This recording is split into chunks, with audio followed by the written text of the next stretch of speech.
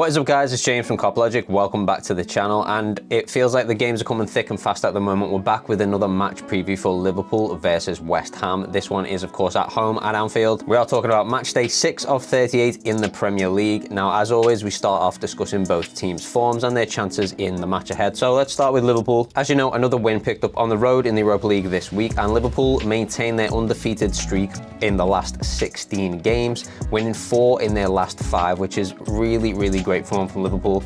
Some would say it's title contending form, so that makes this game a must win because we've got to stay right on the heels of Manchester City. You never know what could happen this season. Moving on to West Ham, however, they haven't had a terrible start to the season themselves. 3 wins in their first 5 matches in the Premier League, with their 1 loss coming from Manchester City, a team we expect a lot of people are going to pick up L's from, so would be a little bit harsh to judge them on that. However, they have picked up 2 wins against relegation fodder in Luton and a small club called Chelsea Football Club. So their form is a little bit unpredictable right now. Of course, on paper, it looks great. Points total looks great, but excluding the big win they got against Brighton, they've played some fairly subpar teams outside of Manchester City, who of course bested them. But you know what, maybe Antonio knows something I don't, because in the week he said that West Ham will finish above Liverpool this season. So this is a huge game for Antonio. As you would expect, West Ham would have to beat Liverpool at Anfield if they're expecting to finish above us in the table this season. Not sure where he's getting his information from there, but as I said, perhaps he knows something about West Ham that I don't. In terms of a head-to-head, let's take a look at that. In the last 9 games, Liverpool versus West Ham, Liverpool have come out with 7 wins, West Ham with only 1 win, and the other game ending in a draw. So as usual, when it comes to these things, it's very Liverpool dominant, and we can see also from the win percentage there, Liverpool with 69% win percentage on this game, that it's dominant Liverpool wins across history, and expected to be a dominant Liverpool win this weekend as well. In terms of any injuries that might affect that, we've got Trent Alexander-Arnold still out, and Thiago, I'm not even sure if he still plays for Liverpool at this point. Gravenberch came off midweek with what we believe is to be cramp, so not an injury there really, but I don't expect we'll see him start in this game due to that. He wasn't getting too many minutes with Bayern Munich, so maybe, you know, it's just a little bit of tiredness has set in there, so we'll work that out of him as the season goes on. But that does bring us nicely into team selection, so let's get into that. Starting with the goalkeeper, we are of course going to see Alisson Becker returning between the sticks. Caoimhin Kelleher got a little bit of a run out there in the Europa League. I expect to see a little bit more of that going on during the group stage of the Europa League and also in the cup competitions, but Alisson Becker, as always, is the #1 in the Premier League. Let's start with the right back, because I feel like this could be a point of contention with Trent Alexander-Arnold still out due to injury. I am going with Joe Gomez. Now, in the last video, I seen there was a little bit of controversy around my selection of Joe Gomez. I just want to clear up something here. I think Joe Gomez is fine as a right back. I'm not saying that he's vying for Trent Alexander-Arnold's place at any point. Of course, he is subpar to Trent Alexander-Arnold, who is our starting right back. But as far as backup right backs go, he's all we've got, and I do think he does a fine job. I think players like Joe Gomez, and Joel Matip is another one, they get criticised very heavily when they make mistakes. These players, they're fringe players at this point. They're not starting players. They are going to make mistakes, and it does to some degree have to be expected that there will be mistakes in there. Now, if Joe Gomez gets beaten a couple of times down that wide flank, let's not pretend that Trent Alexander-Arnold wouldn't have either. There are pros and cons to Joe Gomez as a right back. He's very fast. He gets back into position very quickly. Defensively, I do genuinely believe he is better than Trent Alexander-Arnold. Of course, he doesn't offer what Trent offers going forwards. There aren't many players on the planet that offer what Trent does. And Joe Gomez does make some defensive mistakes, but we all know, if we're being honest, that Trent Alexander-Arnold does too. We even see Ibrahima Konate making mistakes. You know, I think players like Joel Matip and Joe Gomez get judged very heavily for 1 or 2 mistakes in a game, because all eyes are on them when they come in to replace the titans of Liverpool Football Club like Trent Alexander-Arnold. So it's not ideal. Like, I'm not saying that Joe Gomez is fighting for Trent's place or anything like that, but I think there are far worse options at right back, even within the Premier League, than Joe Gomez. So for me, I don't have too many complaints here with Joe Gomez, okay? I think this is a fine deputy as a right back. I think he's a far better right back these days than he is a central defender, let me say it like that. So I'm going Joe Gomez. Might as well move on to left back. I'm going with Andrew Robertson. I don't think there's any danger of his position being taken by Kostas Tsimikas, who I thought had an absolutely torrid time against Lask midweek. I thought he was absolutely terrible, gotta be honest. I thought he was probably the worst player on the pitch. Sad to say, because I like Kostas Tsimikas, the Greek scouser, but lately his performances off the bench, they just haven't been doing it, and these are your opportunities. These are the kind of games you got to grab with 2 hands and show Jurgen Klopp what you're capable of if you ever want to take that spot from Andrew Robertson. I think there is potentially a conversation to be had around Kostas Tsimikas. Potentially could be in a future video, that one, but yeah, I've got some worries and some concerns about Tsimikas, so obviously Andrew Robertson will be returned to the team. Let's go through the two centre-backs together. I've gone with Virgil van Dijk and I've gone with Joel Matip. Now, Joel Matip, it might be a little controversial. I don't think anyone's going to complain about Virgil van Dijk being in the team. His suspension is finished. He's back in the Premier League. That's all well and good. He's our captain. No doubts about Virgil starting that. In terms of Joel Matip, the reason I've gone with Joel Matip is just because obviously Konate was returning from an injury, and although he appears to be fit, there's no injury concerns there, Konate could start this game. He did start against Lask. He played the majority of the game, and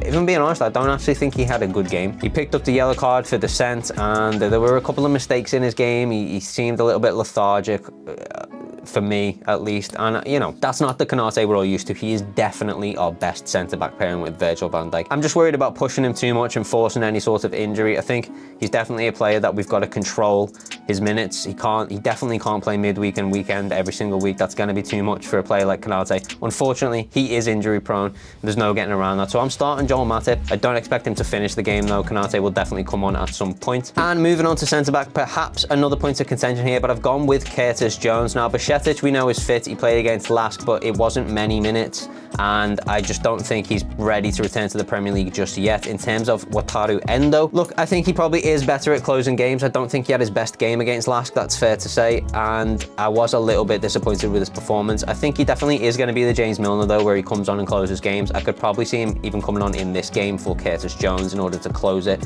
in the latter stages of the game. But Ryan Gravenberch would be the ideal player to start here, but with him coming off with that cramp in the game against Lask, I'm worried about any sort of exacerbation of an injury there. So I think the safety net here is Curtis Jones. He didn't play midweek, so he's fresh and ready to go. And, you know, these players deserve to have a start at some point. So I'm going to go Curtis Jones for this one, with the expectation that he does come off and Wataru Endo finishes the game. For the two midfielders, I'm expecting a full return here of Dominik Szoboszlai and Alexis McAllister. No complaints there. This is our best centre midfield pairing. McAllister has looked a little bit off it lately, but I think that's just because of the heavy international break that he had. He didn't play too much against Lask, obviously coming on off the bench, so I think he's probably ready to go for this one, and we'll see a return to form for Alexis McAllister. Dominik Szoboszlai is looking absolutely outstanding, a potential player of the season here, and definitely a fan favourite, topping #1 on those shirt sales. So Dominik Szoboszlai, he started every game for me if fit. And that brings us on to the hard part, our attacking front three. Now, obviously, this first choice is the easy one, Mohamed Salah. He come on off the bench very late against Lask, and he was absolutely unbelievable. He looked like he was playing for fun out there, which is what you want to see. That's the kind of Mohamed Salah you want to see. He looked absolutely right up for it, and I'm excited to see what he does in this West Ham game.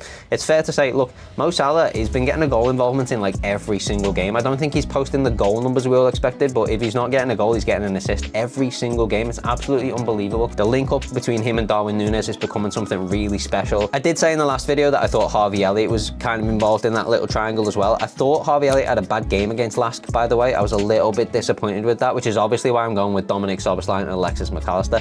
I really thought it was an opportunity for Harvey Elliott against Lask to try and fight for a spot in the starting 11, but it didn't really go how I expected it to go. I was a little bit disappointed with his performance, but look, Harvey coming off the bench has been absolutely amazing this season, so I wouldn't be too mad if that was the role that he sort of took up this season. And, you know, I do think he's been changing games genuinely. But in terms of Mo Salah, he looked unbelievable against Lask, and his link up with Darwin is becoming really special and a very exciting thing. But that brings me on to the next two choices. I'm going to do them both together because they kind of relate to each other, so let me slap them down there. I've gone with Diogo Jota on the left wing, and I've gone with Cody Gakpo down the middle. Now, let me explain. I firmly believe, I think I've said this every single video, Luis Diaz, Darwin Núñez, Mohamed Salah, that's our best front three. But it was very interesting for me. Because of that, I didn't expect Diaz or Darwin to start against Lask, and both of them did. Not only that, but both of them finished the game. They played the full 90, which was very strange because I fully expected the three of them to start this game against West Ham. Now, Mo Salah obviously is gonna. He only got a few minutes against Lask. But in terms of the other two, I don't really know what Jurgen Klopp's thoughts there were. Like, you know, it's not impossible that they play the full 90 against Lask and then they play the full 90 this weekend. That's not impossible because, you know, we've got the cup game coming up midweek. You would expect that they wouldn't feature in that if that was the case. It's a strange one. I would have thought he'd have at least brought them off at some point to give them a little bit of a rest ahead of the weekend. The fact they played the full 90 gives me some doubts, and also you can't keep Jota and Gakpo out the game indefinitely. I think based on the fact that they played the full 90, I'm gonna go Jota and Gakpo to start. It's not ideal, it's not what I would have wanted. I would have preferred the two of them to start against Lask and then give Diaz and Darwin the Premier League start, but it seems to be the situation we're in.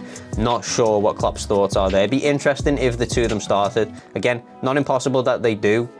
Diaz and Darwin start and he brings them off and closes the game with Jota and Gakpo, but I'm gonna go Jota and Gakpo to start. I'm trying to preempt what Jurgen Klopp might be thinking here, so that's my team selection there, but I maintain Diaz, Darwin, Salah, best front three. In fact, let me know in the comments what you guys think is our best front three, because that'd be interesting to see. So that's the team that I'm going with. In terms of score prediction, West Ham have conceded 2 or more goals in 5 of their last 10 away matches, so I think there's definitely goals in this game for us. Will we keep a clean sheet though? That's the question. We've not been doing that as of late. In fact, we've been conceding first and early in every single game. I'm gonna try and remain unbiased here and just, if you're being honest, looking at the statistics, it's doubtful Liverpool keep a clean sheet. Antonio's gonna be fired up for this game because for some reason he thinks he's gonna finish above us, so look, I think they'll get 1 goal maybe, so not going to go with the clean sheet, but as I said, West Ham leaking goals away from home, so I'm going to go with another 3-1. I mean, statistically, that's a safe bet, right? It seems to be Liverpool concede first, win the game 3-1, so